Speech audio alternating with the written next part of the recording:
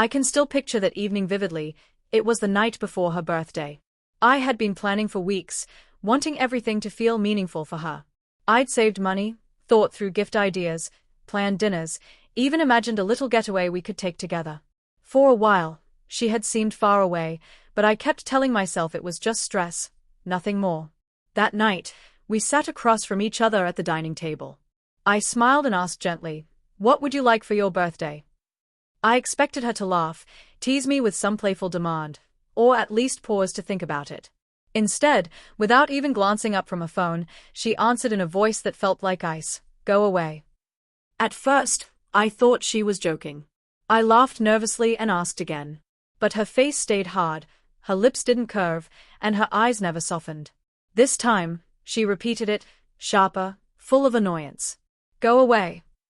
As though just being near her was an inconvenience. Her words slammed into me like a blow. Something inside me cracked, but I didn't let her see. Quietly, I nodded, stood up, and walked to our room. I packed only the essentials, just enough to leave without looking back. Folding each shirt felt like tucking away a memory. Each pair of shoes reminded me of moments we once shared, but those moments had already burned to ashes in her indifference. That night, I left. No arguments, no begging, no questions. I simply walked out the door. As I drove, I glanced in the rearview mirror at the house one last time. Once, it had been the place where I dreamed of a future, a family, a life built together. Now, it was nothing more than walls and windows, an empty shell that no longer held warmth. I kept driving until the road blurred through my tears.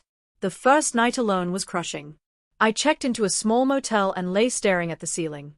My mind replayed years of conversations, searching for the exact moment she stopped loving me.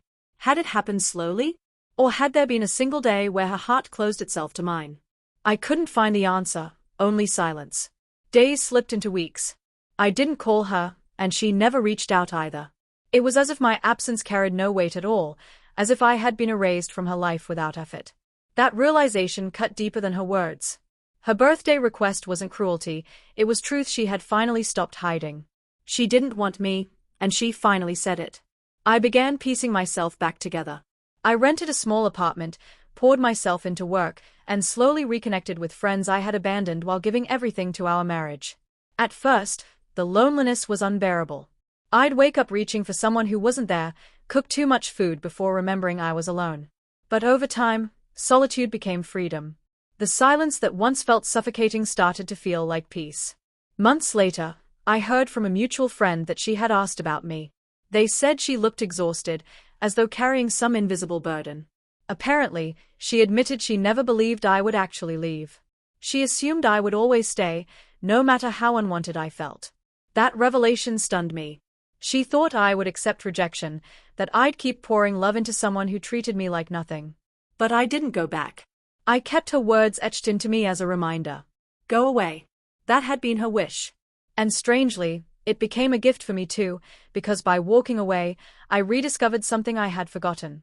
I still had value, even without her love. Time dulled the wound, though the scar remains.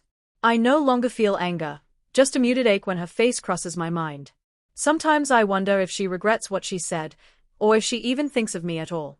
But in the end, it doesn't matter. My life moved on, and I've learned to release what doesn't want to stay. Every so often, I imagine her birthday that year.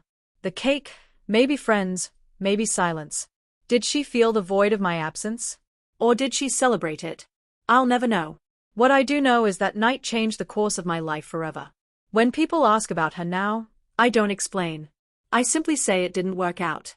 Because the real story is too heavy for casual words. How do you tell someone that you walked away from everything because the person you loved told you to leave? But deep down, I know I chose right. Staying would have meant slowly destroying myself, waiting for scraps of affection that would never come. Leaving hurt like fire, but it also freed me. And sometimes, in the quiet of the night, I whisper the words I never spoke to her. Thank you for setting me free. Thank you for teaching me that love should never sound like go away. That birthday was the last one I ever shared with her. The night I gave her exactly what she asked for. And in giving her that, I finally found myself.